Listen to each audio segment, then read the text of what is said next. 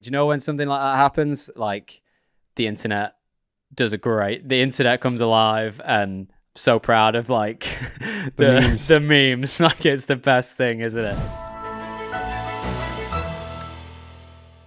Foreplay, presented by Barstool Sports. It is U.S. Open week. We're live from Pinehurst. We're at the Dornick Cottage, which we'll get into. 5 years since we did a podcast here. First time we were ever at Pinehurst. Things have changed dramatically since then. Tommy Fleetwood's on this show. One of our all-time favorites. Dan sat down with him for a while. I think it's 45 minutes we've got from the Memorial last week. He's finished with a couple diabolical runs at U.S. Opens. At Shinnecock, he shot that final round 63 and sort of put himself on the map. He's played very well in the U.S. Opens before, and I would say of all the TaylorMade guys, yeah, there's Rory, yeah, there's Scottie, yeah, there's Collin Morikawa, there's a lot of great players. I think the TaylorMade guys root for Tommy harder than they root for anybody because he's just the man. So excited to have Tommy Fleetwood on the show. Spoiler, I heard Danny did a speed golf with him, and the first question was, who's your favorite member of Foreplay? And without hesitation, he said me. Well, that's no doubt. So, especially right now, you're hot in the streets, you know? I know, yeah. He's. I love Tommy Fleetwood. The whole world should love Tommy Fleetwood, and I'm excited to have him on the show. That's very exciting. We're back at the Dornick Cottage, which is stunning. Sitting in the sun. We are sitting in the sun. The U.S. Open is here. We can see from our backyard everything's set up. The third hole's right here. It's pretty crazy. It's got to be a crazy week for you, Riggs, because you got a house on this golf course. It is, yeah. It's been kind of a surreal day walking around and seeing what is pretty much a peaceful town. And Frankie was here 3 weeks or so ago and putting out that video. I think it's coming out Wednesday. Yep, tomorrow. So Tuesday, today. No, tomorrow. You're talking about That's right. We already posted the podcast. I see. So Wednesday, it's coming out Wednesday. It's a pretty, there's a lot of buddies trips that come here. It's a destination, but it's generally a pretty peaceful, like sleepy place. Yeah. You know, everybody kind of goes to bed earlier. It's a lot of retirees move down here and then they join Pinehurst Country Club, and they play golf and they drive around in their golf cart, and it's kind of southern. So it's just kind of a quieter place. Seeing it now with the USGA flags all over the place, they've got screens that are replaying, different U.S. Opens and championships that have been here, seeing all the best players. There's a seriousness around the U.S. Open that we've kind of been able to witness the different U.S. Opens we've gone to that has now descended upon the place.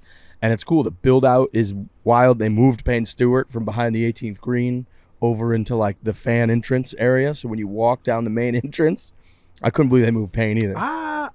I don't think you should do that. Yeah, I was a little I didn't love it. So wait. They moved him from where he normally is. He's usually right behind the 18th green, just off to the left. Yeah. And I will say that I understand it more having been here a month or so ago, because they have a gigantic grandstand up if you're walking up 18, the entire left side. And the end of it sort of cut Payne's view off from the 18th green. So I was like, well, that seems a little disrespectful to the Payne statue that he can't see the green barely. That's his green.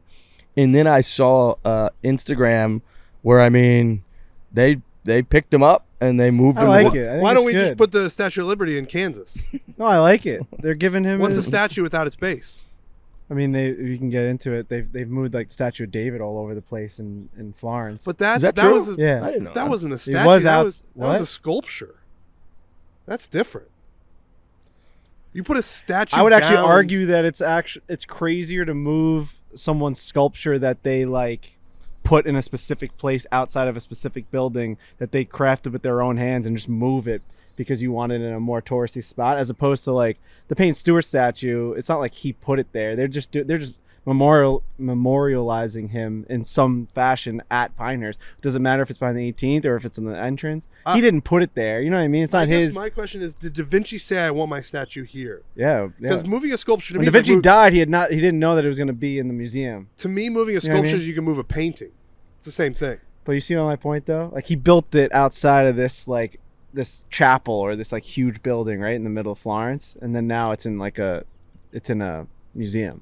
I guess I don't know what his intentions were. I don't think it was to be in an AC room where they're gonna sell tickets and shit. Whatever. If they were hosting the Olympics in Kansas and they brought the Statue of Liberty in, I think that'd be awesome. That'd be pretty epic. Bro, the transporting of the Liberty would be unbelievable. Now, I will say you'd be real robbed if you were in New York City during that time. Yeah. and you're like, where is it? It's just like an empty hole in the island. But think about how many people can take photos in front of it now. It's so much more accessible. I'm sure the logic behind it is sound. I've just never thought about having a statue and moving it around. You're gonna hate the video. It's stunning. Is it not? Is it like no, not it's romantic? bad. It's almost it's like a crane with ropes, and they just lift them, and the dirt's like flying everywhere. they kind of dug them out of the dirt. Didn't somebody? It's like kind of. Didn't somebody on our podcast like a couple years ago say that they like put something underneath the Payne Stewart? Yeah, they put statue? like it wasn't an engagement ring, was it? Yeah, I think it was an engagement ring. Or Wow. Yeah, like their ring. Right, Wow. it was something like that, and I don't remember what. I mean, It's called out ruined the now. It's in a bunch of just dirt. Right, that's what I mean. Well, that's a good point, actually. Like, if you put something around a statue that means a lot to you, and then they move it, you're like, damn. That's just rolling. Didn't see That that ring's just coming rolling down down. Didn't see that coming. True, like especially if somebody, I don't know who, somebody's from Springfield, Missouri, right? And their grandfather's best favorite player was Payne Stewart, and they like sprinkled some ashes around that spot. Now those ashes are just like, that's right. They just watch Payne get craned out. I don't think you can be moving statues like that. That's my official position. That part gets a little real, but But Frankie is right. Like it's cool because they've got the entryway is basically the 18th fairway of Pinehurst number 1, I believe it is, and they've made it sort of. They've almost got a median in the middle that's got like a nice grass strip, and then you kind of walk on both sides. And Payne is like in this circular spot in the middle that, like he's saying, everyone's doing the pose and walking right by him. He's getting a lot more love than he would have gotten tucked behind the the grandstand there. But I if I know the folks here at Pinehurst the way I do, I think that when they saw that video, part of them too was like, just taking him out with a crane. Yeah. It's not that great, but you guys are right. Ultimately, I think you're probably right. We've got Mike Essie and Tommy Fleetwood are getting ready to come down the third hole. We're sitting on the left side of the third hole. I don't know that we are really as accessible that he could come off of the golf course over here. No, we're kind of. I wish we had a roving mic. Nope, roaming mic. Roaming mic. We're kind of tucked behind a grandstand, not unlike Payne Stewart's original position. Right. That's exactly right.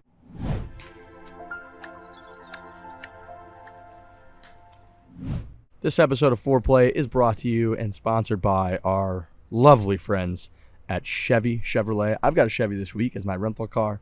It's just delightful. The Chevy Blazer EV is Motor Trend's top SUV of the entire year of all SUVs that have ever been created. Wow. Yeah. Number 1. I mean, luxury SUVs, gas, electric, you name it. They got it. Motor Trend judged all of them, and said, this one right here is the best one. Chevy just said, we're just going to make the best one. And they did. They really did. I got a new backyard table, like on my patio, and we had to take it home from the store. And it was so long that we couldn't fit it in any cars. And my buddy, I shit you not, with a Chevy Silverado flatbed, fit all 9 chairs and the 13-foot long table all in the back, as if there was no issue. And everyone else's cars was just like, you have to make 7 trips, you got to rent the U. Nope, the Chevy just got it done. Just a man's car. They're get shit done vehicles. It's just a man's car. He showed up. I was like, you guys need help? Yup. Chevy.com/BlazerEV. That's where I want you to go. You can go check out lease offers and amazing deals. Chevrolet, together, let's drive. That is Chevy.com/BlazerEV. They got a 17.7-inch standard diagonal display screen. EPA estimated 324 miles of range on a full charge. Chevy.com/BlazerEV.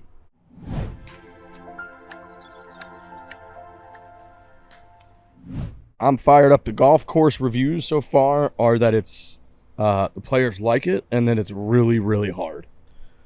I like that too. U.S. Open, me and Dan did a couple shows last week where we just couldn't help it. We were getting into U.S. Open prep, getting hyped up for it.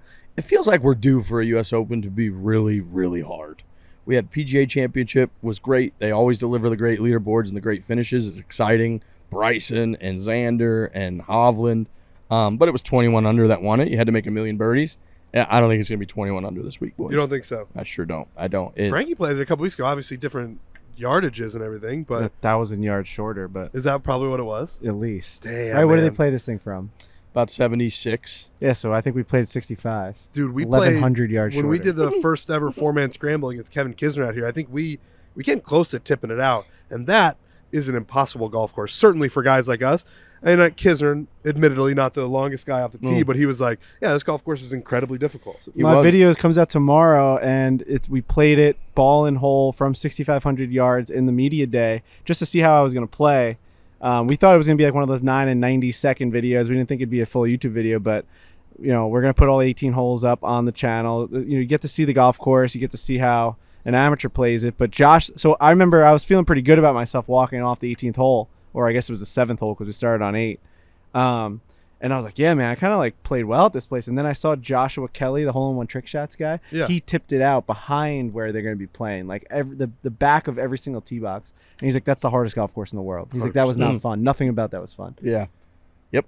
I said I couldn't even make a birdie if my life depended on it. Yeah, and it's interesting course in that there's no real trouble in the traditional sense. When you go play a Florida course, Bay Hill or something, or even Sawgrass, like there's water and it's very clear trouble, and you can make one bad swing and next thing you're re-hitting. Basically it's a 2-shot penalty. You still got to cover the water. There's none of that here. There's basically no water. There's one pond on 16. Well, that high rough shit they have around the bunkers is nasty. Oh, it's gnarly, like the little wire grass, native grass that they're calling it. And it's just so difficult to keep the ball in the fairway because they're not like bordered really. It just kind of blends into what the natural wasty sandy areas are. And then around the greens, as we've kind of talked about, they're all elevated. It's going to get a ton of coverage. But if you hit an iron shot that's a cut at the right center of the green, like it probably won't stay on the green. It might land right in the middle, but it's cutting a little. And the second that it looks like it might not stay on the green, it ain't staying on the green. Yeah. And then it picks up speed. It goes into a bunker or it goes into some deep runoff. And it's just really, really difficult. And that's when you're in the fairway. Now, when you miss the fairway, you're trying to hit these greens from these weird bushy lies that you've got out here. So I just think it's gonna add up against people. It's gonna really piss people off. Guys were chipping a lot today. We saw around 18th green, Tiger and Spieth were chipping around the 18th green. Keimer famously just putted from everywhere in 2014. And we were kind of asking, and I was asking like Robbie Mads, like, what are they going to do? I guess Tiger was hitting a lot of like 6-irons around the green today, like just bumping it around and stuff. Whoa. So there's going to be a lot of different plays. I saw Collin. We were out there. I love Collin Morikawa. That guy's great. Just like, as soon as I saw him, he's like, what's going on with this house you got there? Am I going to be able to hit your house? It's like, nah, it's a little too far left. And he's like, you guys going to be partying? And he goes, party. He's sneaky. If Scottie Scheffler didn't exist, he'd be on an incredible run. It seems like every final group, Augusta, PGA, Memorial, every time Scotty's up there, Collin's in the group with him, and Scotty just beats him. He's like the Clyde Drexler to Michael Jordan during this run. I go, oh man, I thought you hooped that one on 18. He goes, so did I. That's what he said. I can't believe he didn't go in. I know, but you're right. He's sneaky. Like has seriously contended at both majors thus far this year. Yep. Yeah. And then the Memorial Jack's tournament, about as big an event that's not a major as you can get. He seriously contended. Was the only guy that really put any pressure on Scotty. He putted much better for a final round. Course is playing impossible. I think the final round scoring average was like over 75 yesterday at the Memorial. So. It played very difficult, but Collin is my non-Scotty pick this week, and I actually bet him Thursday. He was 20-1 on DraftKings Sportsbook, #DK partner. He was 20-1 to win the U.S. Open this week, and now he's gone down to 14-1 with this finish. But here's what it is, though.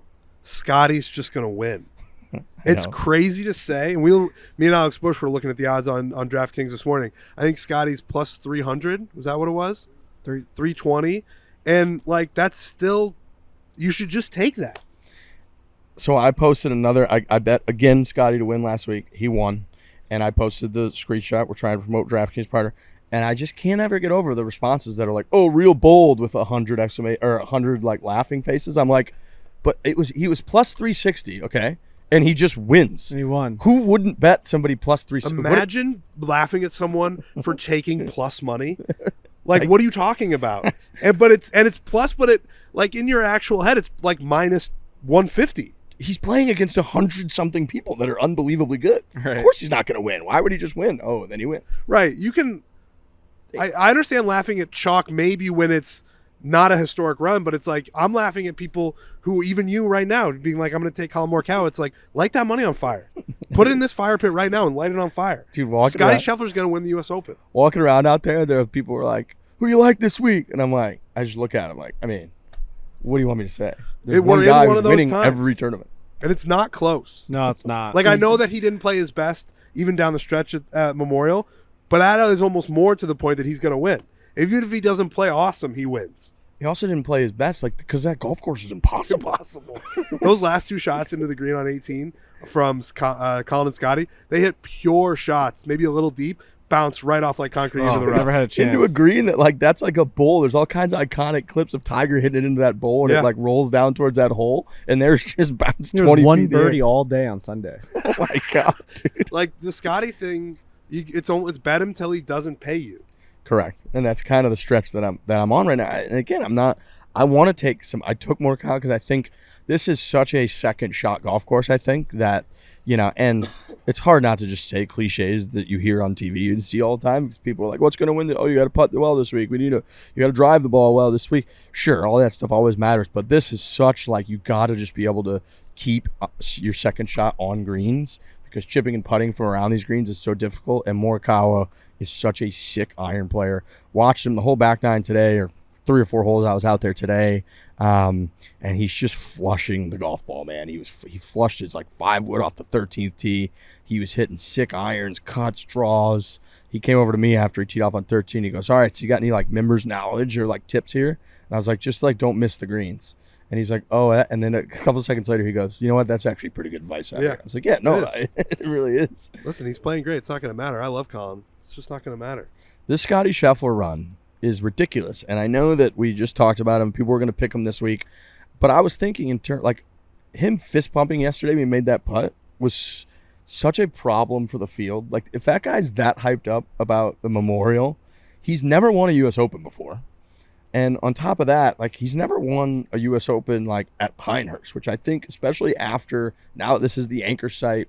By the way, the TaylorMade bags have a little anchor on them. That's very cool. Because this is the anchor site, which is one of the coolest things I've seen. They're so good with little touches like that. Oh, insanely good. And the head covers, I've got a bunch of them messy. But the fact is now the anchor site that, like, after they have it this year and then 2029, and then, like, in the next 15 years, Pinehurst is going to continue to be even more and more elevated. That, like, this is a big, big deal this week. This is the U.S. Open at Pinehurst. Like, Scottie, this is a career, like, this is huge for your career that he could potentially win the U.S. Open at Pinehurst this week. So, again, I know he's the favorite, and it seems like, oh, if Scottie just wins another tournament, but, like, he's never won a U.S. Open before. Right, and it is true. Like, even the week before, leading up to Jack's tournament, he was like, the trophy at that tournament is shaking Jack's hand after you win. Like, he cares about those things. He's not a robot where, to a degree, he is, but he's also not just, like, he's emotional in terms of, like, I want to win these specific tournaments because they have meaning. Yeah, a U.S. Open at Pinehurst #2 is about as meaningful as you get in the U.S. Open. So every time Scottie says something like that, or one of the guys from the tour say something like that, it feels like a direct shot at someone from Live. Oh, you think so? It's just they like to hammer home now the meaning around the tournaments on the PGA Tour. Yeah. And you just know a guy like John Rahm that just gets under his skin a little bit. I think it's all probably directed at Rahm. Yeah. Because they know, because Rahm has said it publicly, that's the thing about being an open book, where he's like, I miss playing in the waste management. I miss playing at shaking Jack's hand. I watch the players. Like, yeah, man, he gets to shake Greg Norman's hand after he wins, like Houston or something. Doesn't hold exactly the same weight. It is true. Like, and I do feel that's a great point, Fred. Like, when you're an open book, right? That is like part of the cross that you bear, which is a bit of a bummer, because, like, we want guys to be open books. We want guys to talk. We want guys to be, you're exposed. But you are exposed to being like, oh, fuck. And that, I agree. Like, even if Scottie didn't mean it that way, like, John Rahm read that and was like, oh, he's telling me to fuck off. Okay. All right. Like, a little bit. Even if Rahm reads it as not he's taking it to me, he's like, oh, that would be cool to win that tournament and shake Jack's hand. I don't have that opportunity. Right. Rahm, in particular, those things got to hurt him. And it's unfortunate, because we love John Rahm. I want all these guys playing in the same tournaments. I think we all feel that way. There's a squirrel. These squirrels are wild in Pinehurst. Yeah, they've got the black squirrels. It's like the pigeons in New York. You get used to humans and you just hang out with them. Over by the 9th tee and the 10th tee is where there's a couple big famous black squirrels over there. That was just, oh yeah. And then right at the turn there at 9, right after you play the 8th green, they've got that little halfway hut. And you go in there, you get something to eat half of it, you keep it on the side of your bag, and then those squirrels are known for going in your bag and getting it. See you later. Mm-hmm. Look at that. Yeah, look at that. He doesn't give a fuck. You had a seagull take my breakfast take a picture of that squirrel, he get canceled on the internet. Yeah. You know what I mean?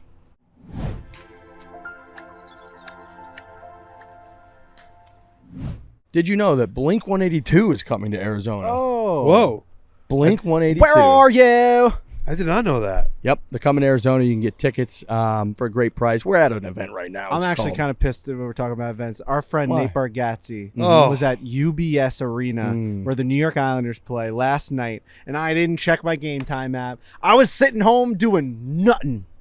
Wore an Isles jacket. He wore an Islanders jacket on stage. I got a text from my cousin Brian saying, "Where are you sitting?" And I said, "Where?" He goes, "At the Nate Bargatze show at your home arena." I said, "You got to be shitting me." Oh. And then all the pictures came out. He's wearing an Islanders He jacket. probably. I wouldn't be surprised if on stage he said, "Where's Frankie Borelli?" How am I not at that show? I did everything I could to get into his SNL show.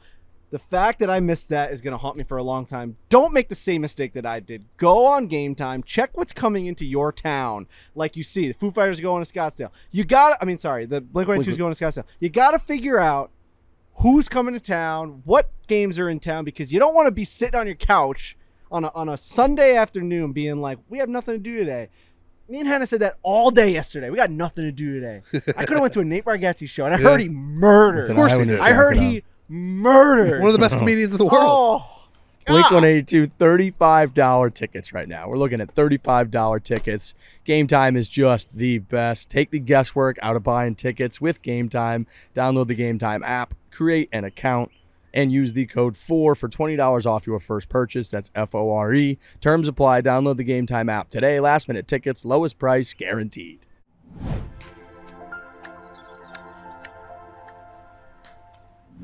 You know what the South does right? Rocking chairs. They've really cornered the market Everywhere. on rocking chairs. I thought this meant that you were willing to fuck another couple. Oh no, that's Swinging? what you put.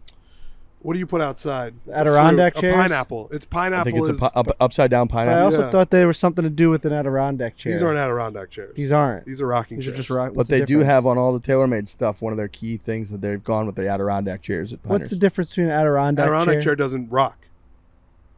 Oh. They just It's sit. wider, lower. Oh yeah. Yeah, you know what I'm saying? tilted Yeah, like Yeah. My dad, famously bought Joy Ryan Adirondack chairs for one of their anniversaries. He said, "We're going to grow old in these things." Your That's parents, the romantic that he is. Your parents, well, hopefully it wasn't what I was just saying, but your parents just went to. What were you saying about my parents? Well, no, I was saying that if you buy Adirondack chairs, it means that you're looking to, go swinging a little No, I bit. thought Like you had that arm to wrong. arm. Well, he did, but he was like, trying to make sure he didn't convolute the two Correct. in They this don't buy situation. pineapples, all right? Okay, good. They're not eating I pineapples. saw that Upside Joy down. and Gary went to what's going to be known as a national monument soon. Oh, the they did. 18th green at Raindance National. Are they putting a plaque in there? They are. They are going to put a plaque A big in there. plaque. Damn, that's Um, great. I didn't even know my parents were in Colorado.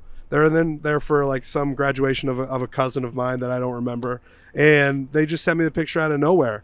And they were in the spot. They said the people at Raindance National were so nice, and we know that because we've been there and spent a bunch of time there.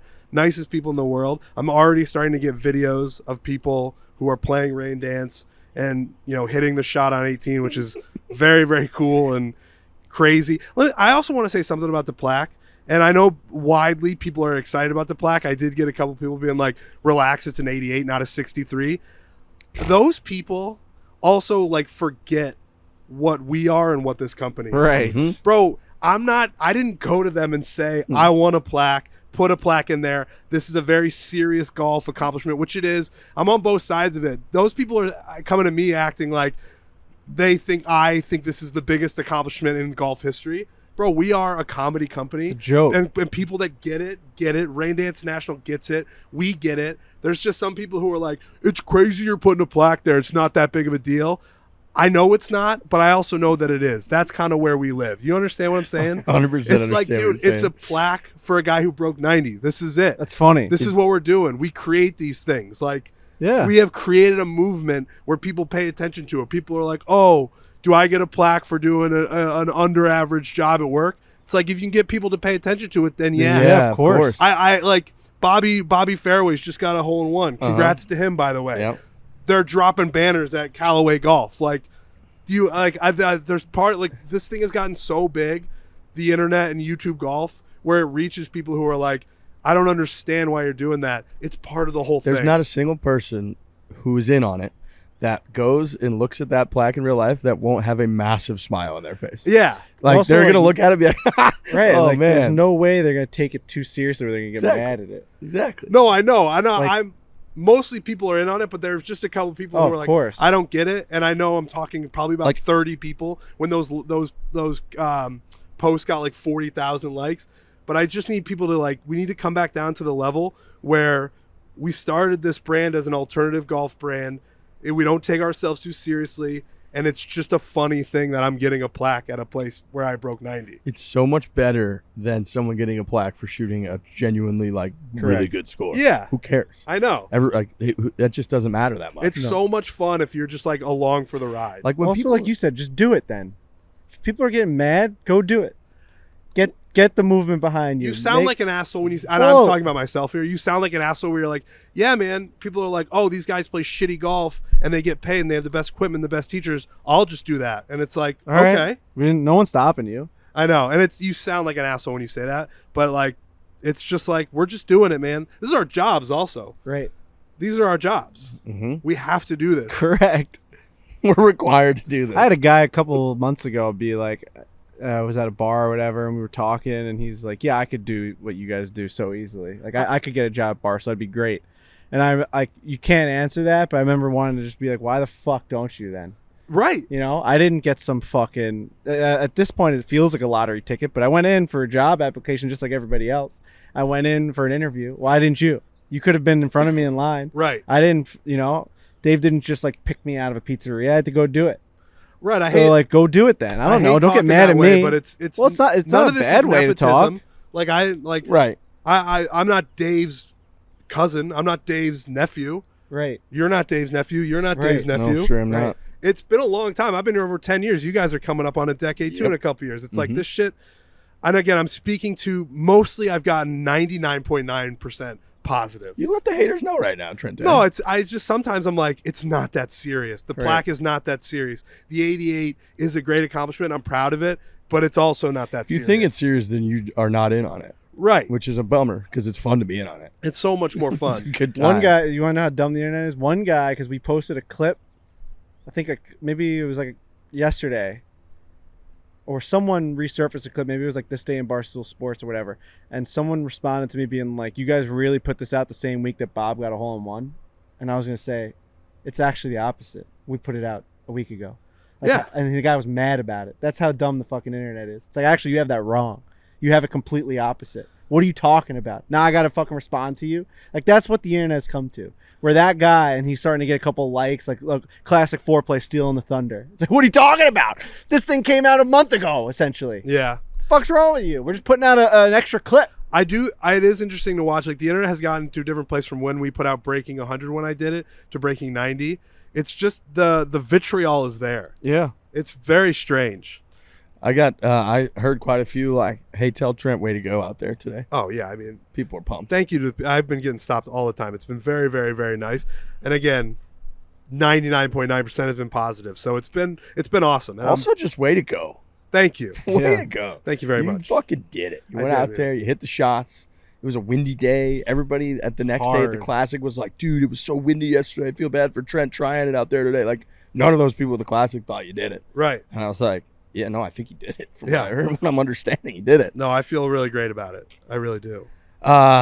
You know somebody I'm really excited to watch play golf this week? Tiger Woods. Bryson DeChambeau. Okay. Whoa. Yeah, me too. Actually, I'm excited to watch Bryson DeChambeau this week. this Yes, is the Tiger new Woods, obviously. Bryson thing, where it's like Man. every major we get to see him. The last spot we saw him was rolling in that putt, throwing his arms in the air in the 72nd hole at Valhalla. He was all smiles. Everybody's like, he's back. And I know they had the live event, whatever. I think this last week, I didn't get to see any of him there. I'm excited to watch him play this golf course as, again, someone who I spend so much time here. I know this course inside and out. Watching that absolute freak in the best way possible take his driver out and just send it all over this place is going to be so much fun. I cannot wait. And he historically, with like courses where you need to be more of an artist, which I think people would say, like with Donald Ross in the old school, you got to be creative and hit these little shots into the greens. And it's similar to Augusta, and that like he kind of struggled at Augusta for years and years, and then kind of started to figure it out. It's like the scientist versus the artist, all that.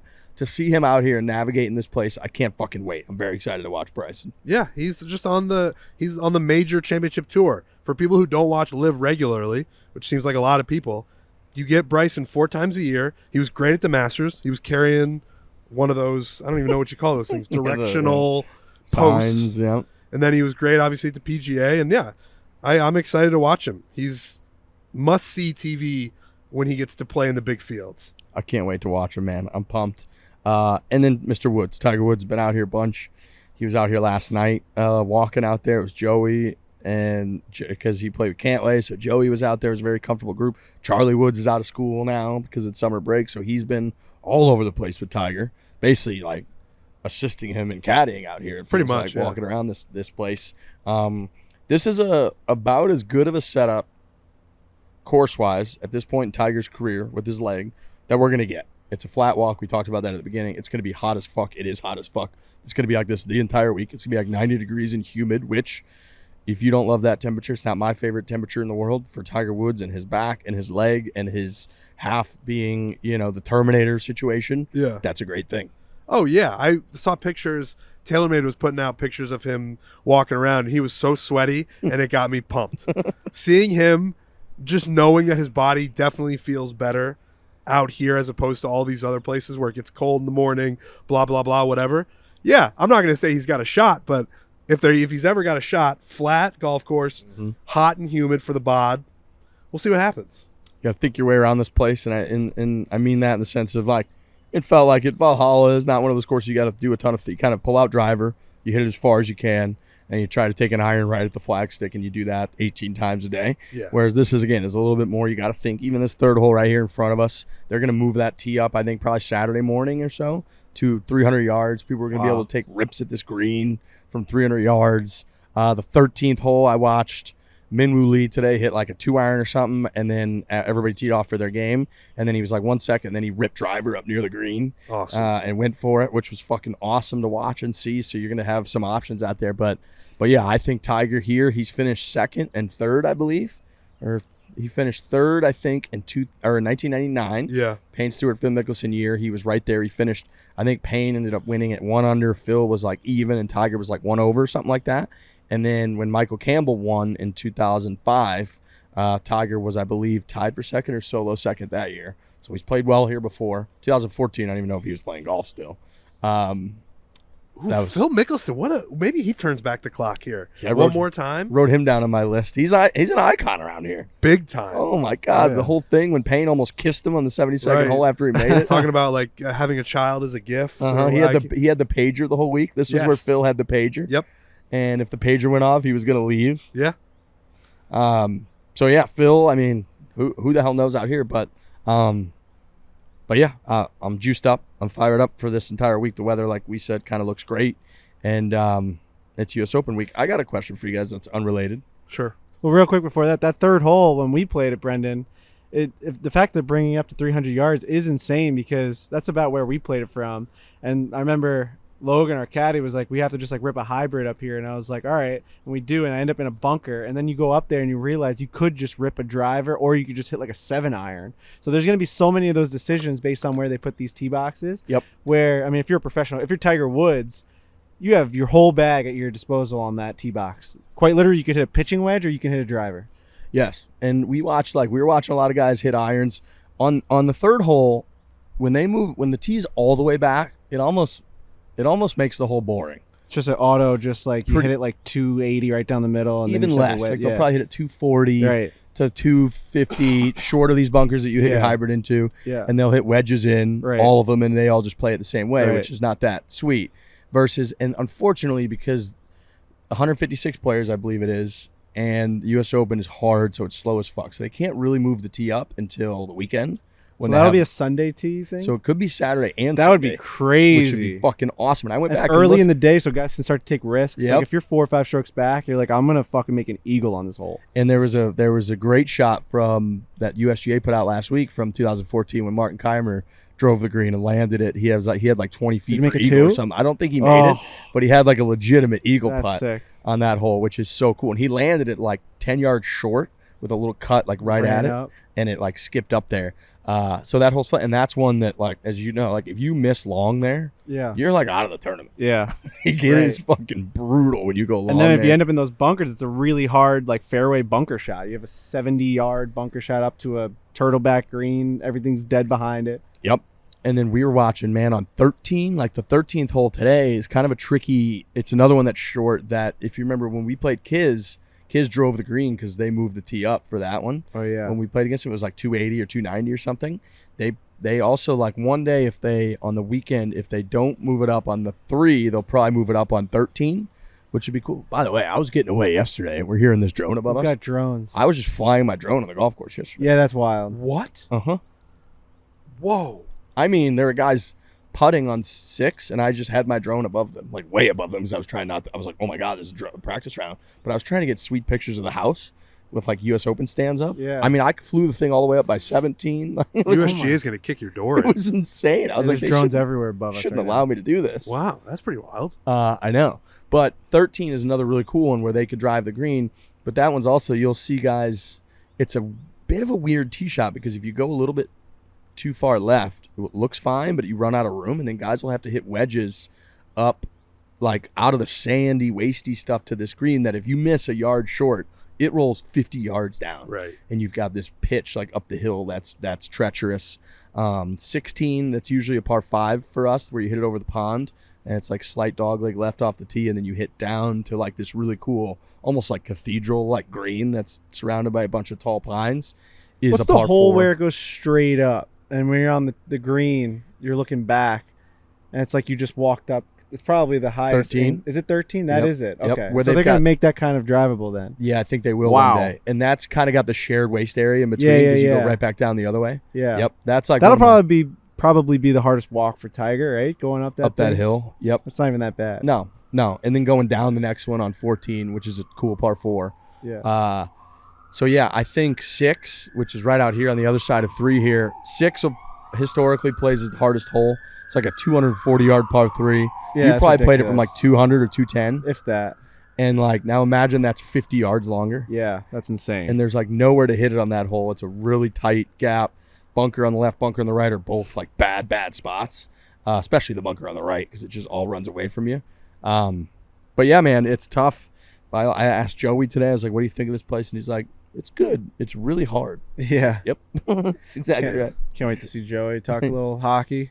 He's great. He was fired up. He's rooting for the Oilers. I'm sure he is. He's not on those pathetic fucking Rangers, man. Every year they just give me a chance. Because we saw him at PGA, it was still ongoing. Oh, yeah. I said, oh, your boys might be slipping. He's like, oh, you don't say hi to me? You just talk about my boys?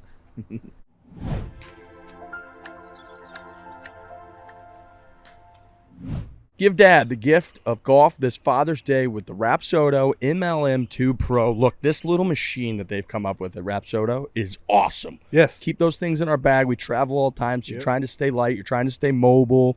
You're trying to be able to buzz around and get around. Show up to a range. You don't want to set up an entire contraption like you're an asshole and you're out there trying to set up screens and this. This Rapsodo machine, the MLM2 Pro, dude, it hooks up. You set it down there. It's got this little tripod built in. You set it down. You open up the app. You put your phone in the little slit that it's got on there. Yeah. It's like you're at your own simulator right there. Yeah. They're really, really nice. Immediate results. You get all the data that you want, the spin rate, the launch, the yardage. This is stuff that you really need to start dialing in because if you're trying to take that next step in the game of golf, you got to know your yardages. You got to know what ball you're using, if that's the right ball for you. If everyone should do this test. Get a Rapsodo, get a bunch of different balls, get the TP5X, get the TP5, get the Tour Response, put them all down by the Rapsodo, and then you're going to be nailing these shots and seeing the difference. We've done this, and it's a huge difference. It's huge, and you also, outside of the range, you can just set up your own personal little simulator. Yeah, it's crazy. The award-winning MLM2 Pro offers 30,000 simulated courses to play, 13 metrics, and 3 video replay options to analyze your swing, all for just $699.99. Now through June 16th, visit rapsodogolf.com/foreplay, and you will receive a free dozen golf balls and a $50 gift card to rapsodo.com with the purchase of an MLM2 Pro. So whether you're looking to improve your father's game for Father's Day, play more golf with your dad, the MLM2 Pro is the solution for you. Play your way with Rapsodo Golf. Play without limits.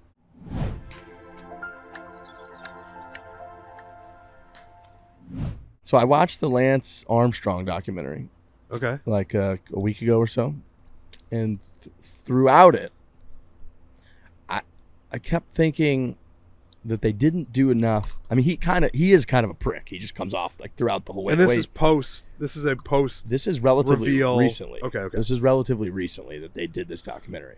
And he's a big part of it. But also, they're very raw and real. They get a lot of people in there that he screwed over that they interview. That are like, fuck that guy. If he's doing this, he's just trying to rehab his image, whatever. So you get a little bit of everything.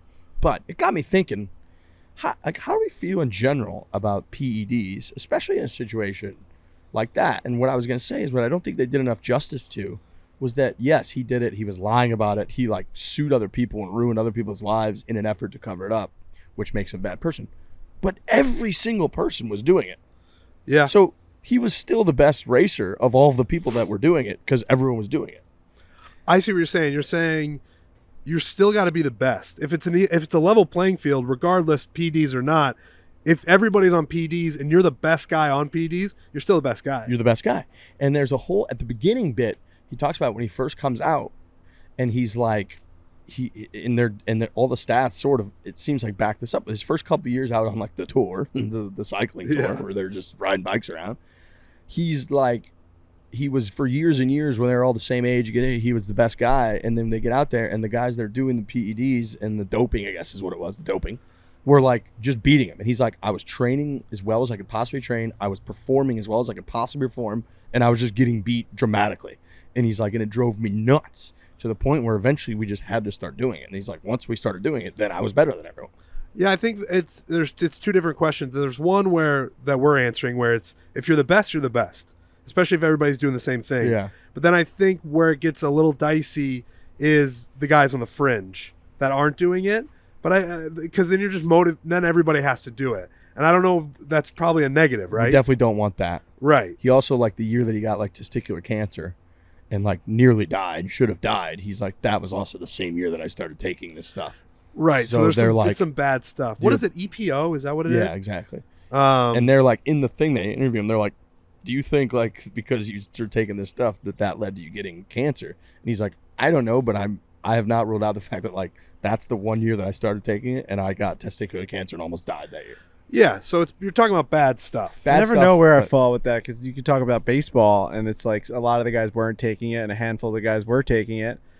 And I've always been on the side where it's like you still have to hit the baseball. You know what I mean? Which is really hard to do. It's so hard to do. Like now the stats back it up that we'll never see offense like that again. So it clearly did something. Yeah. I don't know what it does because if I took steroids to just drive to Subway and come back and like go to the pizzeria. God, I would love that. Like I don't do a series I don't where think you it. I don't think it would do anything for me. Like I still think about how sick an athlete has to be.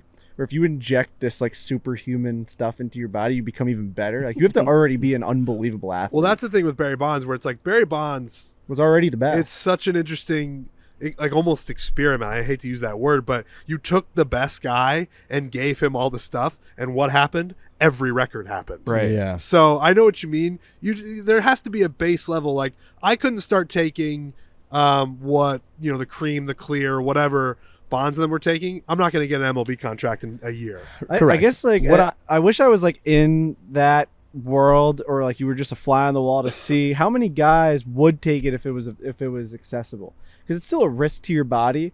And like, when do you draw the line on all the other things these guys do to their bodies to become the top, the top of their sport? Like, look at what wrestlers do with cutting weight and stuff. It's just the least healthy thing you can do for your body ever. There's a guy in the UFC a couple weeks ago who passed out on the scale because he comes out there, and there's the Conor documentary. I think it's called Notorious one, something like that.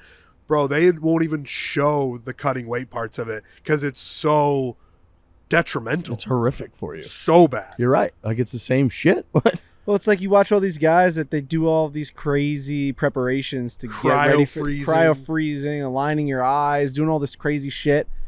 And then this guy decided to do this where it made his muscles bigger and stronger and his hand-eye coordination better. I don't know. These guys get paid millions of dollars. I'm not advocating for steroids, but I could see why in that field you'd be like, I want to be better, and there's this substance that makes me better. I'm going to try that. And even like the baseball one is even a little different than, I guess, I was justifying it in my mind with the doping thing, because baseball, it is sort of devastating that you're like crushing these records from the 60s and 70s. Yeah, that's what sucks.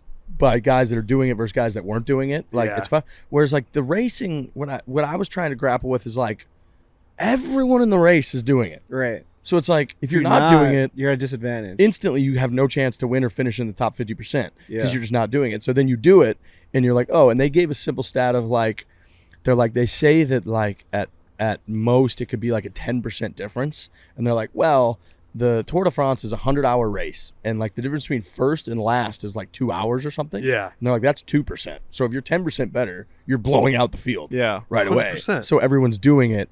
Like, and so I guess, that's what I was thinking, where I was like, I just didn't think they were giving enough to where it wasn't like Lance Armstrong was like, he was told this secret on the side and was like, I'm going to do this and crush everyone. And they did it. He did it. And the guys he was crushing, you on 7 out of 8 or whatever it was, were also doing the same thing. He just was better than they were. Yeah. I think I'm with you on that. Give him those fucking titles back. Give him those titles back. You feeling good in the shade over there, Alex? He also, yeah? You comfy? What did Lance Armstrong raise, like hundreds of $millions for cancer? It's like, dude, the Livestrong thing. What? You guys dealing with this heat right now on your face? Yeah, man.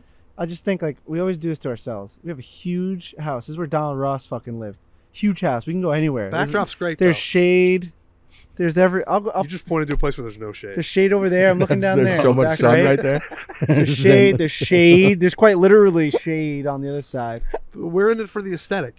Oh, we're working hard, man. A window. These beautiful flowers. Okay. Hey, that guy that you saw at the bar could never sit out here and do this podcast. Who? Right now. The guy at the bar. Yeah, exactly. No chance, dude. No chance.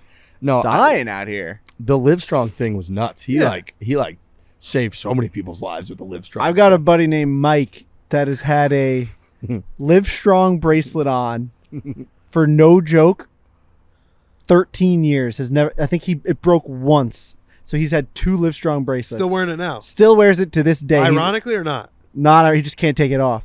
It's become a part of him. Yeah. Because there was a time where like obviously Harry it was a very Voldemort. serious thing. At the beginning, it's like, I got a Livestrong bracelet on. I'm supporting that. Lance Armstrong was cool. And then once the downfall happened, people would wear them ironically. Dude, Oh, I didn't know that. Yeah. Really? I've never seen, I might get one. in my adult life, I've never seen Mike not have a yellow Livestrong bracelet on. Right, because I bet people look at that now and they're like, that guy's making a joke. You know. He's like, no, I have to have and this thing on. he's kept it so good. He showers with it. But like, when I used to wear one when I was in like middle school, whenever it was when it was hot in the streets. And if you did too much with it, it would start to break. Like it would start to deteriorate, get thinner. It would wear out. The color would change, bro. His neon yellow. Mike's not showering enough. I know. Yeah. Might be saying something about him. Livestrong. Yeah, they do a whole part about that. It's nuts. It's like emotional in there. You're like, For oh my sure, God, man. this guy. Yeah, I'm not saying I'm necessarily Team Lance. I'm not team steroids, but I see why someone would go down that path. It's like, I didn't think he did it as like a fuck you. I'm gonna try to cheat everyone and beat. He did it. I felt like more of like, I feel like I have to. Everyone's I gotta doing level the playing field. Yeah, and then he was just better than everybody Also, else. a really good appearance in dodgeball. Really good. It's also a part of you that just thinks like, if you're willing to like essentially die for a sports record, I mean, I don't know. You kind of deserve it. No, you don't. But you're not hurting anybody else except for like a number on a page. You're just hurting yourself. The issue was Lance was hurting other people. Him, yeah. I keep thinking about the baseball one. Yeah. No. You know? You're right. Barry Bonds is putting something in his body that's only deteriorating his health and his longevity of life to try and pursue this like legendary status of sport. But he sets a bad precedent. It does set a bad precedent. It does, and he is harming other people in terms of like their earning value and their like legacy value. It hurts everything. I'm talking on paper, yes. I'm talking strictly like your body. Physical it body only health. Hurts you. No, but then what I'm saying is guys are like, now I got to do that to compete. If you want to be the best, sure. You want to make millions of That's what dollars. it takes. but it doesn't have to. That's what they thought it took. I'm putting myself in there. Kind of is what it took. That's what it took. You know?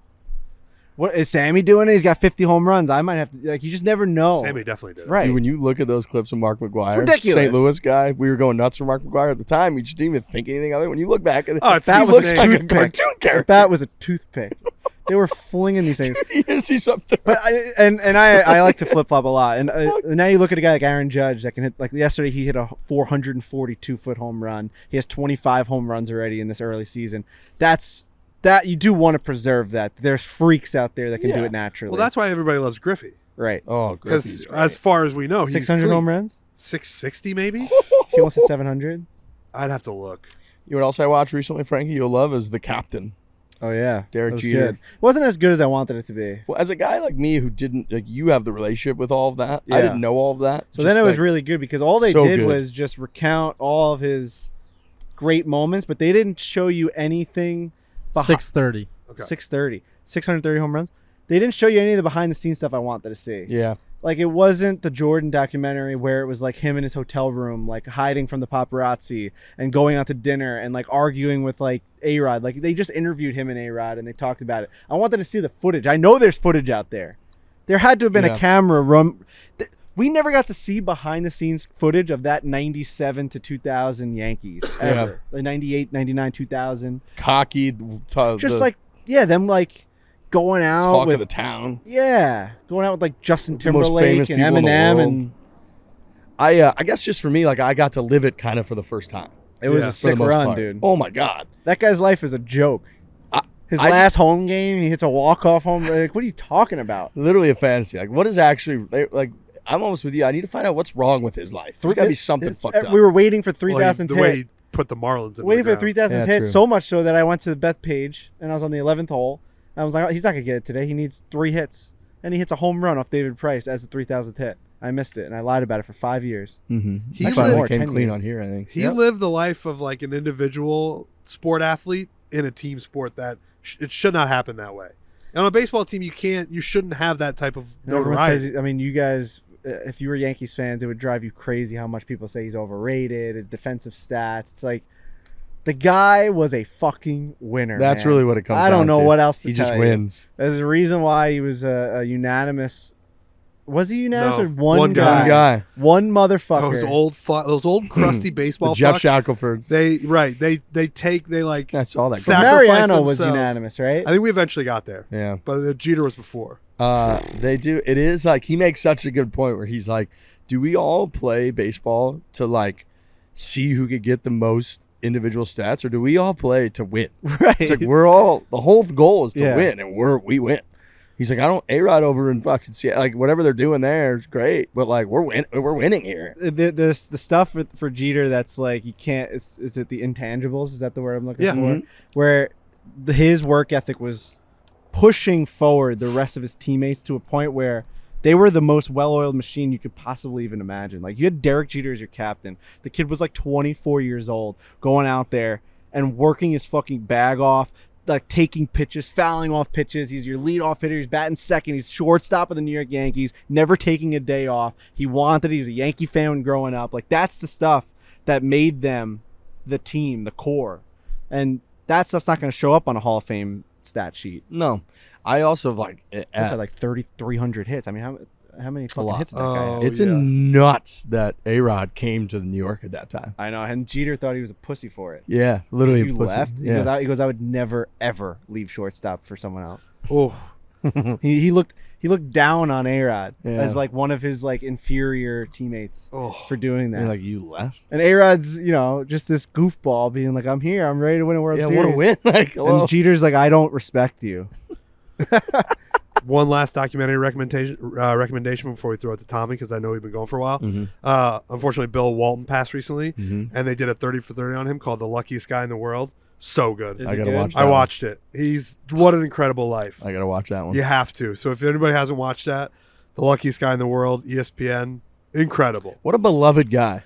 You got to watch the documentary just to see how beloved. All the stuff when he passed was just so positive. Yeah, he was. Yeah, it motivated me to watch the documentary. Incredible. Okay. All right, I gotta watch that. Yeah. All right, U.S. Open week. We'll see. Hopefully, we'll probably see people out at Pinehurst throughout the week. I'm here until Monday, so I'll be here just this entire week. Family coming in. We'll be out on the course Tuesday, Wednesday. Tommy Fleetwood will be on the course, hopefully all weekend, playing golf at a very high level. If you see me out there, don't look at my pimple on my nose. You got one? I haven't really. Why don't you pop that thing? Oh, I don't pop pimples. I'm a little too afraid What of does that them. even mean? I don't know. I don't usually get them too often, so I don't know. I don't like to pop them, but Usually, I think it's you one just of let those, it ride. I'm just gonna let it ride. Yeah. Freak. If You you gotta pop that if you son of a see me, gun. just don't look at it in the eyes because I think it'll turn you to stone. Pop that thing, dude. Get I that mean, thing out of there. Pop that son If of you a guys gun. want to get some viral social media, we can pop it in slow Ooh. motion. Dr. Pimple Popper. I hate those. Yeah. I got to get out of the sun. All I right, have we're to. gonna throw I it have to to get out Tommy of the sun. Fleetwood. We got to Yeah. do something else. We love Tommy Fleetwood. Hit it hard. Hit it hard. Hit it hard.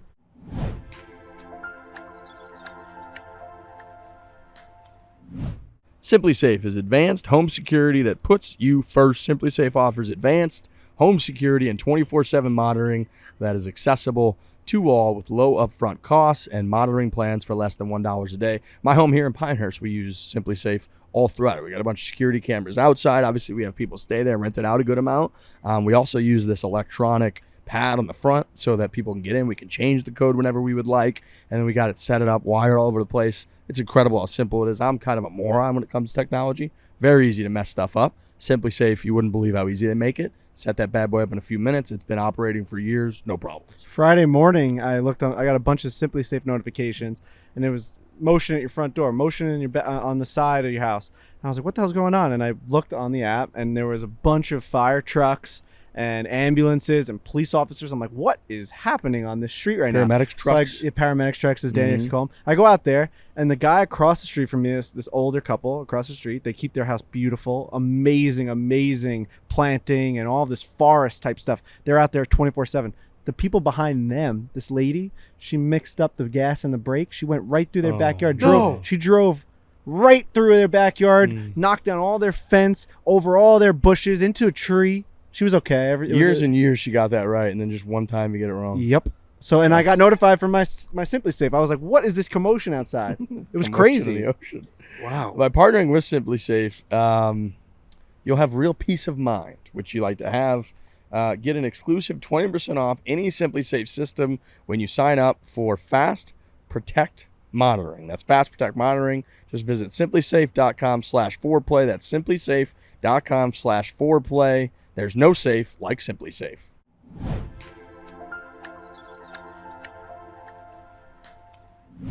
We are joined by Mr. Tommy Fleetwood. I would say Hello. definitely a friend of the program. That's Don't you nice. think? Yeah, absolutely. I think you're one of our guys, one of our, we have a lot of guys, but you're one of them. Thank you. My first question for you is a very important question. You are quite familiar with the fit of Barstool Sports merchandise. Are you a medium or a large? A medium, but they do come out a little small, right? Should we get them the medium? We obviously brought you some more. Oh, no way. You looked right at those before we started recording. I was did. like, he I had no definitely knows. idea. What is it? Is it a hoodie? Yeah, it's a And hoodie. what are the options? Medium or large? Medium or large? Is it like, do I play golf in it, or is it like? I don't just- think you play golf in it. Large. It's more of like a lifestyle I hoodie. like, oversized for me. Yeah. please. Okay, so good. Now we got that out of the Oh way. my god, thank you so much. So I was looking at your Wikipedia How page. good's this? Common Man Country Club. It's cool. Yeah, love Yeah. it. So I was looking at your Wikipedia page, which is kind of where I start to prep for these interviews. And your first major was the 2014 British Open, I believe. So that was right after the 2014 U.S. Open at Pinehurst. Yeah. So you did not play in that. Never played. Have you been to Pinehurst? Never, and being a golf fan, like it's one of the places that I've always wanted to go. So Never found the time to go with the buddies or just like on a, Charlotte? Do you know what? It's like I don't go on. I might have been on maybe one golfing trip, in my life. It's just not one of those things that we ever get a chance to do. But I mean, it's especially the place. I actually don't know loads about it, but I know enough about it, and it seems like the perfect place to go if you were going to go on a golfing trip. But never been there. I remember the last US Open, Payne Stewart, and just it's Pinehurst, isn't it? Pinehurst number 2. Yeah, there's been a few since then. Michael Campbell won there. Campbell beat Tiger Woods. Tiger was like in the mix. Was that at Pinehurst? That was at Pinehurst. I didn't know that. I'm not that And big a then golf fan. Martin Keimer with his Keimer. shiny arms Karma. The shiniest arms that week. It was hot, and he was wearing like spray sunscreen. He puts a bit of prep into those shiny arms. Yeah, yeah. He shines them up before he goes out. He's nice and oiled up. It's a good look. He didn't chip all week, so he putted everything off the greens. Yeah, amazing.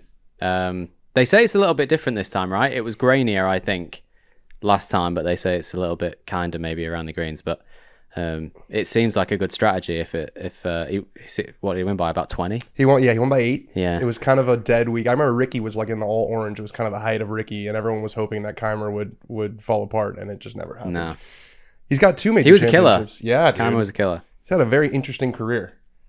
He's not that old. No. He must be in his 30s still. He's definitely in his 30s playing on live, but he got to number 1 in the world. He won the Players. Name a big tournament is generally like been up there or won it. Did he win Wentworth? Has he won Wentworth? That's a great question. He was either up there or he's won it. Yeah, definitely. That's kind of what he does. When you go to a golf course like that for the first time, how do you go about prepping? Well, now with YouTube, there's like gazillion flyovers, all this stuff. Will you just kind of wait till you see it in person? I do quite enjoy watching some of the YouTube stuff. You're never gonna get worse by watching any of that stuff, and it is cool. It is cool to see the courses. And then when you get there, I think the courses are very different. I think it's one of the most underrated things is how different the way that the golf courses play, to sort of everyday life when we get to it, especially a US Open. But yeah, just it's if you can be spending as much time on the golf course as possible at a major in your preparation, that's the ideal scenario. You want your game to be in a pretty good shape and get to know the golf course. And you don't want, I think, particularly a major, you don't want to get out there and feel like there's certain aspects that you're not sure about when you're playing, like, well, what is it like if I hit it over there? Yeah. Or, how does this putt play? So the more time you can spend on the golf course, the better. However, practice rounds get pretty slow. Yeah, they do, especially in the US Open with all those players. A bunch of amateurs in the mix. Do you guys look at those amateurs? Do you guys look at those amateurs with disdain?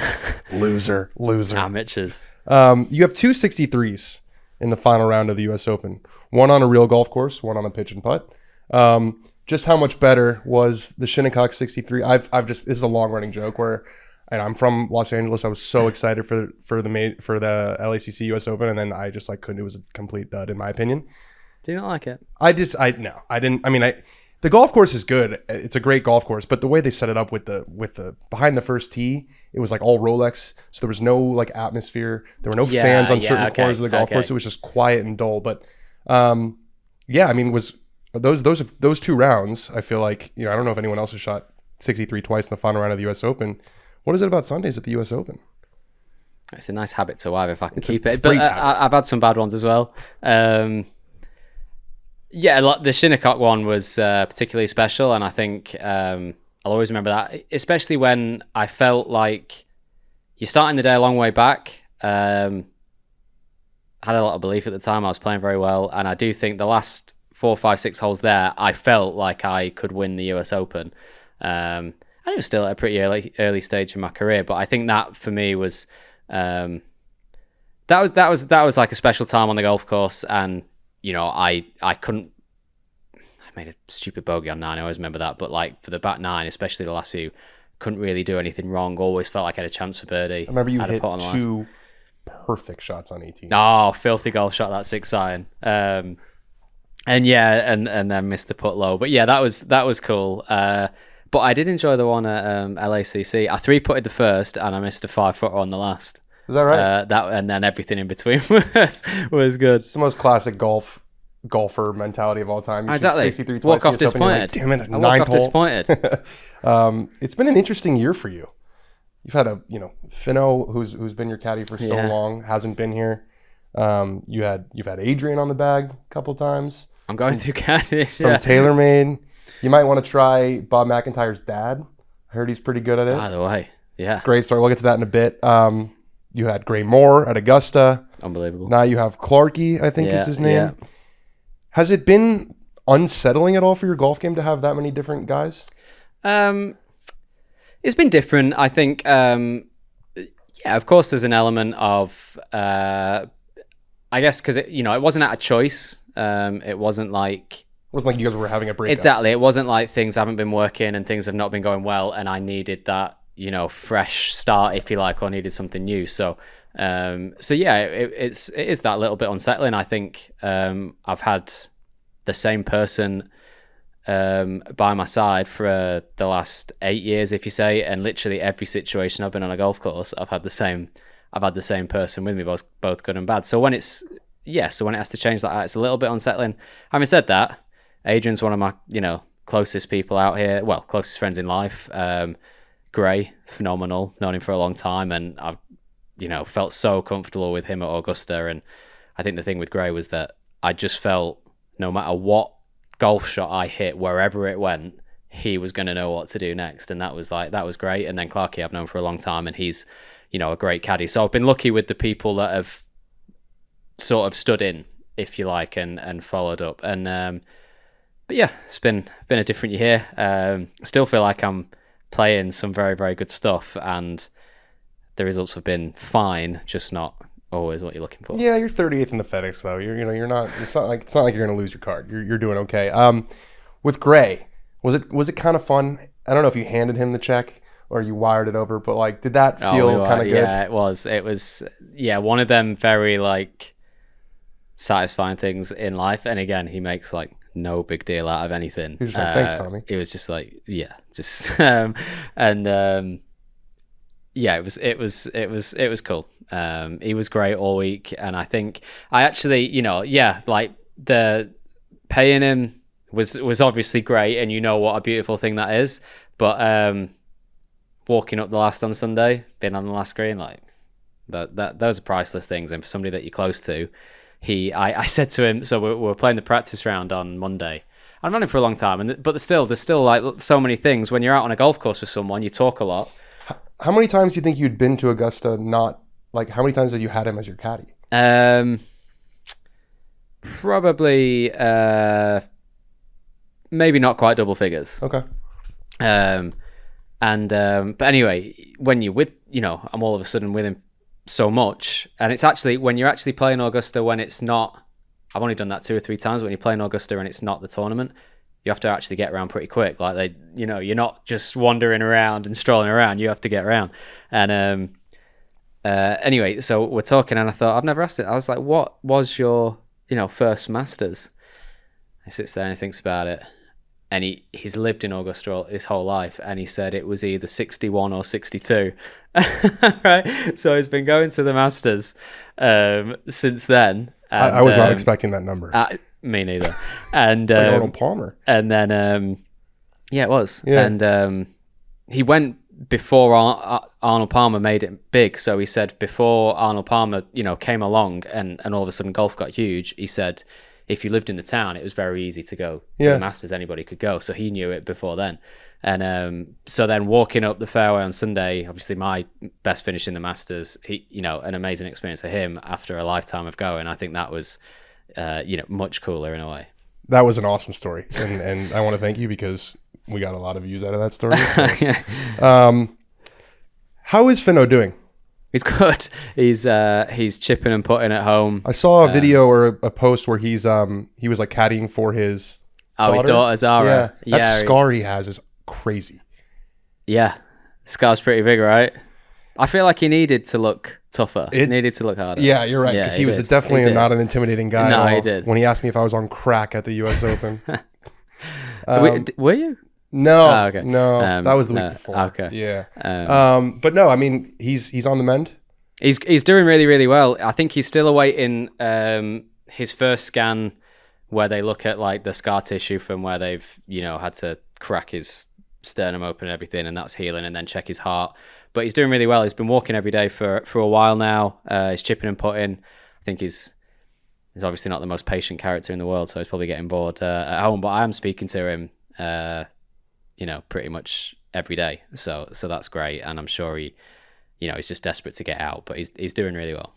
I love that you said he's the chip. It's such a golfer comeback. It's like he's in the chipping and putting stage. I got a voice note the other day. I was like, I'm sure I was going to like warm up or something, and it was he was asking me why. He was asking me something about chipping anyway. Something like, why would he be chipping well one-handed, but when he puts 2-1s on, he's struggling with his strike. And I'm like, so we had a little talk about it, and then I went and warmed up. End of the day, we're all just golfers trying to get better. Yeah, exactly. It never leaves you.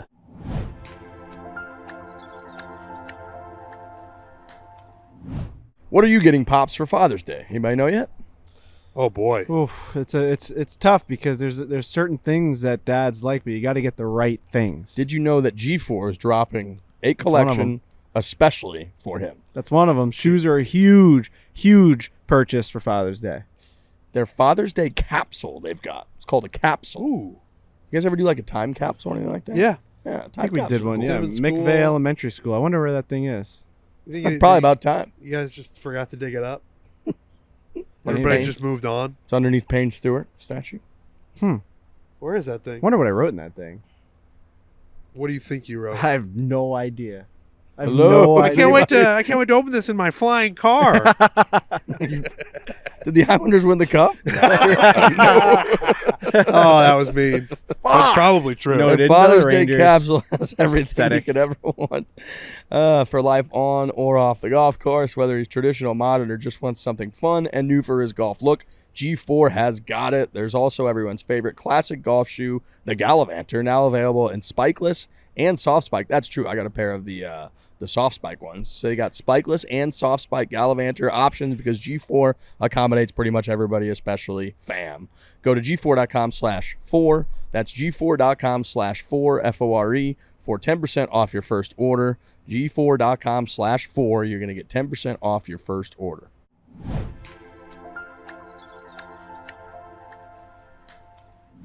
Speaking of caddies, a lot of caddy talk on this podcast, but you're doing a lot of interesting stuff with caddies. You caddied for your stepson.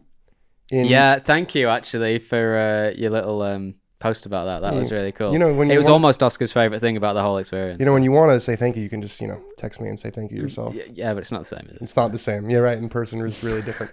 No, but I mean, obviously, it's it's no secret. Your wife is older than you are. You guys have one child together. What is your relationship like with Oscar? Because he's obviously a great golfer. He's 18 years old. Is it kind of more like an uncle thing? What is the relationship like? No, I think we're the whole family. We're unbelievably close. So there's Oscar and Mo, that are the two old ones, and then there's Frankie, obviously. I honestly, it's funny because when anybody asks, so people that don't know you, they'll always say, do you have kids? Ema, do you have kids? And pretty much all the time, I'll say, yeah, 3 kids. And they go, how old are they? 17, 16, and 6. And then you get the look. So then I'm like, because obviously, I'm not that old, but so then I have to explain. Well, the first 2 are stepkids, which honestly, I never really think of them as stepkids. I've been around a long time now, particularly Mo. I think I've been, I guess a parental figure to Mo since he was 5. So that's, he was younger than Frankie, and that's pretty young. So, but I'm unbelievably lucky with the relationship that we have. We're so close. When the 5 of us are together, that's always our safe place, and we always hope we always keep that in a way. But it was great, and I said to him when he got into the event, into the Challenge Tour event, I said, I'll ask you now, but I'm never going to feel bad if you don't want me to, because I understand that I'm pretty sure that it'll bring probably a little bit more exposure and a bit more pressure to you if I'm there. And he was like, I don't care, I want you to do it. So that was cool. And then again, moments that you can't buy is like him making the cut on the last hole of a Challenge Tour event. It was great. Does he have the tools? Does he want to be a pro golfer? Could he play, eventually? Yeah, so he finishes, he's doing really, really well. When we moved to Dubai, I think, so that was 2 years ago now. And I do genuinely think that's been amazing for the boys' golf, if you like. I think that they've, just with the weather, the time that they get to spend, and they've been really good about it. They work so hard. I've got to give them that. And I think now is going to be a great time because Oscar... So for us, as English or British, if you like, so you finish high school at 16, 17 and 18 is college, and then we would say university, which is... Is college like a different school than... So that you can stay at the same school a lot of the time, but sometimes schools only go up to high school, and then you would move on to a college, which is only 2 years, and then it would be university, whereas really is finishing high school over here. So he's been thinking about coming over to America, going to college over here, but he's going to take a gap year now. And then I think it's going to be really interesting because you're going to see in a sort of pivotal time in your life, if you like, if he's going to be, one of them that wakes up has he got the grit and determination? It's easy to say when you're in school, you're like, if I just I know. Have you got the self-discipline to be up every morning and treat it like a job? So I'm looking forward to seeing what that time holds, and then we'll go from there. But absolutely, I mean, honestly, the first round of the Challenge Tour event. So obviously I'm always traveling with work, and they don't get to travel that much. They do come out as much as they can, but I'll go away for a month, so I don't see them play for like a month, and I'll come back, and every time I come back, they always improve. For sure. And so I flew back from Hilton Head. We got a flight.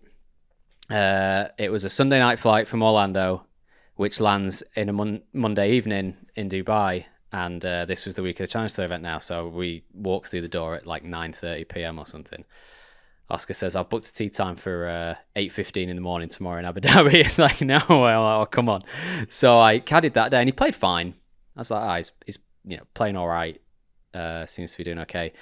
So then the tournament comes, and I swear, Thursday morning, he's teed off, and for the first 13 holes, we'll have discussed the golf shot, pick what he's going to hit, and he's just stepped up and hit the absolute best version of that golf shot you can imagine. And I was like, fucking hell. I was like, I'm good to hit golf. Sometimes competition locks people in. I feel like I play better when it matters. I honestly, he played so well, and he did great. He shot a bogey three under in the first round, and it was unreal how well he played. I'm pretty sure he'd have beat me that day, without question. Yeah, it's awesome. Yeah, that was a great story too. Speaking of Dubai, you've been there for what, 2 years now? Yeah. I feel like living in Dubai is kind of like living in Vegas. Like, I do like Vegas as well, actually. Checks out. Do you have we have a house? Because when I think of it, I just think of those like crazy 6-star hotels. Yeah, I mean that's the stuff that we never do. Because when you live there, you obviously don't do like the stuff. That's so there are people who like live in houses and like residential streets and all that stuff. Yeah, of course. Yeah, so we live on the Jumeirah Golf Estates, that golf course that they play at the end of the year, and we just live in an estate like most people do. We have a house, 2-story. It's just a normal house with a garden and go to the grocery store and stuff. Absolutely. Yeah. We've got 2 pretty close to us, so it's good. All right, so Dubai is like a real place. Dubai is like a real place, but it does look cool on Instagram as well. It's got everything, and it is actually very much like when you say it's like Vegas, it is in a way. And I could live in Vegas easily. Well, Vegas also has houses. Exactly, and I wouldn't go to the Strip that much. You would go for dinner or something, and we would go. We would call it the city. We're like 25 minutes, 30 minutes away. We would go into the city for dinner and stuff, but we don't do it very often. But it's very normal. But with you playing in the US full time, and also when you go back to play the European tour, you're playing mostly in like Western Europe. Wouldn't it make more sense to locate somewhere like on the East Coast? Maybe. I mean, I could just like going back and forth. Who was it that said? I think it was Ryan Fox. He said to me, so Ryan's playing his first year on the PGA Tour this year, and he was asking me how it is, like the travel, and I'm like, well, it's fine, it's long flight, but it's I can get a direct flight to a lot of places anyway.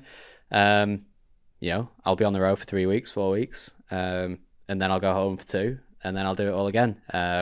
Kids are happy. Claire's happy. I'm fine getting on a plane. He's like, because I think you might be the only person to get a PGA Tour card and move further away from America. And I don't know. Like we have. I guess why we moved. I have the academy over there. The schooling's really good, and we actually have a lot of friends over there. So we have a really nice life over there. But we've just never made the move over here. Does the wife not like America? Hates it. No, I'm joking. No, I don't know. We've just never done it. One of those things, I guess one of the few that has, we loved our life. Like I love England. Absolutely do. We loved our life over there, and we still have the house there. And I guess that's us. We live, in Dubai or the UK, but I spend most of my time in America, so I guess that's how to describe my life. Yeah, you get to see the whole world, I guess. You mentioned Bobby Mack. What kind of guy is Bobby Mack? Because from my perspective, I know him very, just hello, but there are certain people that you talk to on the PGA Tour who don't come off the same as all the other people on the PGA Tour. And one of those guys that jumps out is like Shane Lowry is like that, and Joel Damon I feel like is like that. And I feel like Bobby Mack is kind of like that, where he's not one of these guys who, golf and golf and golf, and I'm going to surround myself with my team. And he's like a very social person. And when you speak to him, it's like, he misses people and he misses home. You obviously have spent a bunch of time with him, played on the Ryder Cup with him. What kind of guy is he? And kind of how cool was that watching him with his dad? Am I one of those with my team and everything? I don't know. Got an opinion on everybody else. Yeah. But No, listen, I'm not saying it in a bad way. I mean, I would, there's a lot. You guys are playing for a lot of money. We won't get into it. It's fine. Bob's cool, and I think. Do you know one of the things about when you're in a Ryder Cup team with people is you do become that much closer to someone, because you don't play as a team and you don't have people as your teammates very often, especially in that Ryder Cup format. So you do become closer and you do see different sides of people. And Bob, I think Bob is very connected with where he's from, his home, his family, and I think it's he's very, very pure in that regard, and is clearly a phenomenal golfer, and I think his career has been on a very consistent upward trajectory for a good few years now. But you're right, he's just got that. You can't help but enjoy who he is, and his interviews and everything. And I think that's so important. And the surprising thing is he is unbelievably professional. He works very hard, and he spends his time doing the right things, really. And but yeah, I respect so much that connection to home that he always keeps, and you can tell that'll never leave him. Yeah, he's Oban, baby. Oban, you ever been to Oban? I haven't actually. Finno's been on holiday there a few times. Is it a night? It's like a place people go for a holiday. Yeah, I think it's a beautiful part of Scotland, especially in the summer, but very, very long way away. Well, for us, a long way away. Yeah. Just wanted to ask, what was your reaction to the Scottie situation at Valhalla? How did you find out? So I woke up and there was just a lot of messages on my phone. Were you afternoon that day? I was afternoon that day. And yeah, so I woke up, loads of messages on my phone, and then pictures of it. Well, I didn't really, when you just woke up and I read them, I was like, well, that's, not real. So just kind of batted it away. But then, escalated. Unbelievable story, really. This is the wild, it's wrapped up now. It's the wildest thing. It was the wildest thing. And do you know when something like that happens, the internet comes alive, and so proud of the memes. It's the best thing, isn't it? It was a good Twitter day. It was a great Twitter day. It was a great Twitter day.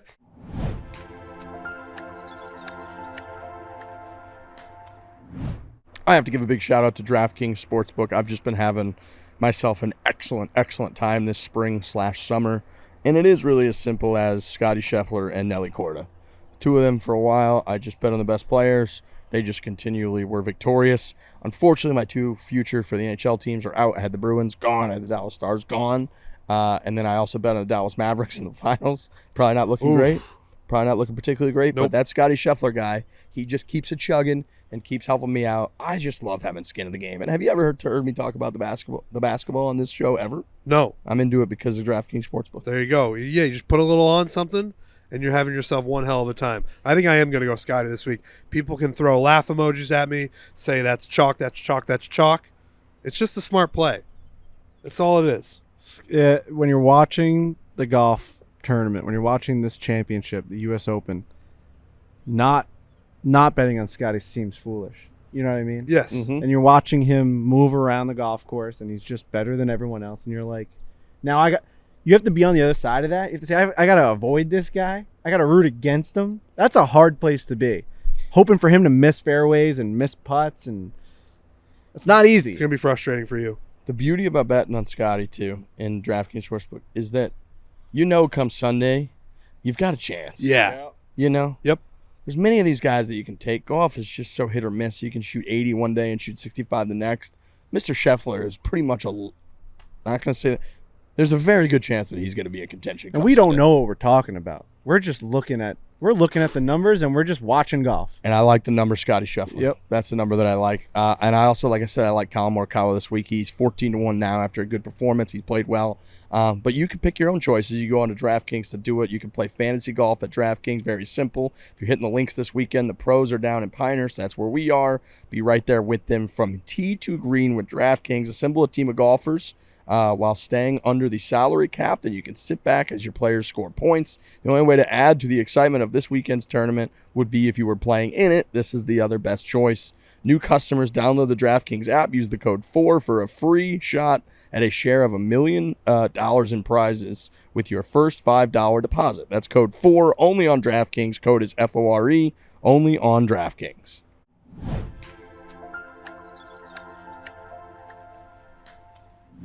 You're playing the Pix balls now. Yeah, played it for a long time. I'm playing the Pix balls now too. Hey, you. Because I'm curious. We're the only two, I think. No one really does it, which I don't get. The reason that I do it is because there is no worse feeling in golf, in my opinion, than when you think it's your ball, and then you get up there and it's not your ball. And so I feel like the Pix solve that problem. It's nice, I understand that it rolls the right way. When did you switch, and what was the motivation? I actually did switch because of I was struggling to line. It's actually quite difficult to line the lineup at times. Wasn't that great at it, and I think I was in Vegas playing. Remember the CJ Cup? I think it was at the Summit Club, and I remember trying those Pix balls. I thought, I'll play. It's like they look quite cool, and I've got that big white strip in the middle, so I'll use that. It seems like it's helping. And then I've used it ever since. It does actually help me line it up. But I also like that everybody shows the ball. They have to go everybody will go oh, tight this one with a blue dot or a line. I'm just like, no. I just love it because it to them. There's a couple balls in the fairway and I can see from 30 yards away. Actually, you can.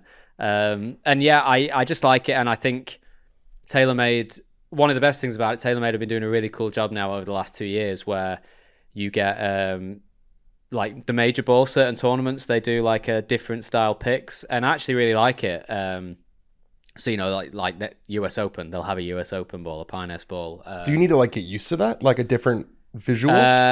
So we've started. Adrian will now give me a dozen the week before, and I'll chip and putt with them just to have a little feel for them. The US Open one's really good. Is it really? I really like it. Yeah. Does it have? You don't have to answer, but does it have? You can maybe answer. Does it have to do something with the guy carrying the bag, the logo? No, it's got there's a chair that's synonymous, is there, with Pinehurst? But I didn't know this, see, but you'll see it anyway, and it's in blue, and then when you put a black line on the ball, it's unbelievable. One last equipment question: you've got quite an interesting top of the bag. People talk about my clubs quite a lot. Well, I mean, it's psycho. You go driver, mini driver, 5-wood, 9-wood. Yeah, I'm trying to forward at the moment. You're going to take out another iron, or you're going to take out the 5-wood? No, I'll have to take out the 5-wood, but I might go driver, mini, forward, 8-wood. How good would that be? So what scenarios do you hit the mini versus the driver? So believe it or not, I actually don't draw my driver pretty at all. It's a very straight flight, and if I'm going to miss it anywhere, it misses right. Mini driver goes the other way. Mini driver draws. So very often, say a hole with a left to right wind that I feel like the ball can get away from me, I'll choose mini. Depending on yardage of the hole where I want to hit it in the fairway. So a lot of people, I always just used to tee a driver down and hit a little cut, if you like a bottomy cut, and I would work my driver that way for distance wise. But then Fred Couples was at Augusta, so this would have been 2023, wouldn't it? I've had it for a year and a bit, and he was raving about this mini driver. He's like, this club's so good, you gotta get one. So I actually tried one at Hilton Head the next week, and then it's been in my bag ever since. But there's still the odd golf course where I haven't played with a mini driver, and I always get excited about it because I'm like, where am I going to hit this club around here? What is the ball speed on the mini driver draw versus the driver, straight or little cut? It's about 4 or 5 miles an hour less. So you basically almost have, can you hit the mini driver way up in the air off the ground?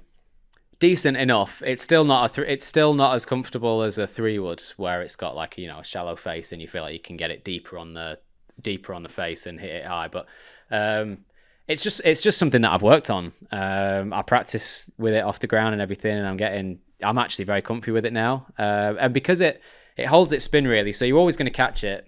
It's quite a thick face really if you're going to hit something off the ground, but the spin holds on it. You're always going to catch it slightly at the bottom. Spin holds on it. It doesn't like flail up or anything like that. And the good of it outweighs like a couple of shots that you might not be as comfortable with. So that's interesting. So what's your wedge setup? You go pitching wedge and then 60-52 pitching wedge. Yeah. So you're like Tiger in that way. Yeah, I did used to have 4 wedges. I feel like golf changed. It was a few years ago. So I always used to have 4 wedges, driver 3-wood, 5-wood, and a 4-iron onwards. And like for me, there was like a period of time where I don't know where the courses just started getting a bit longer. I always seemed to have something that was right in between a 5-wood and a 4-iron, like either on some par 5s or long par 4s. And I was having to hit this massive cut with a 5-wood. So I wanted something that fitted that gap. So I took a wedge out. And eventually, like as my short game as well and my pitching was improving, I felt like I could just take an option out. Like I didn't need a 50. Right. I guess that's sort of what it is. Like you guys practice so much and you know your numbers so well that like you can dial it back. Whereas a weekend hacker, like they need the different clubs. Yeah, and we're just and if we're gonna have to figure something out, we'll just spend days and hours and weeks where we'll figure it out and then we'll just make it work. Yeah, it's nice. Wake up in the morning and it's like, how am I going to figure this out? It's your job. Yeah, it is your job and you just got to figure things out. Well, you're very good at it. You're also decent. Well, sometimes, not all the time. Not all the time. You're definitely good at this podcast thing. So thank you very much for joining. Might be a future in that. Yeah, you could be a broad. You have any interest in broadcasting after you do your you done playing? I don't know. I don't talk that much, so I'd have to work on that. Like that is part of the job. Yeah, the amount of talking I would have to work out and get more comfortable Especially with. a golf broadcast, you got to fill a lot of dead space. Yeah, a lot of dead space. You have to have something to say about every single shot. Yeah. Well, I'm used to playing for 5 hours and like not talking that much. So just walking around. Yeah, it would definitely be a change. But I think you could figure it out. Maybe. Like your mini driver. You just figure it out. Just figure it out. Just wake up and then figure it out. Well, thank you so much for doing this. No, thank you. We appreciate it. Good luck this week at the United States Open at Pinehurst. If you shoot 63 on the weekend, you might win the tournament. Yeah, 363s. Yeah. On a Sunday. 363s. 363s on a Sunday. That might hold up. Well, that could be like like a mastermind question or like it's a trivia question. Yeah. Like who's the only player to shoot 363s on a Sunday? I think you're the only player to shoot 2. Well, maybe that could be a trivia Johnny question. Miller. Maybe somebody could use it one day. Yeah. I'd like to be part of something. Anyways, we'll do this again soon. Okay. Cheers. Thank you, man.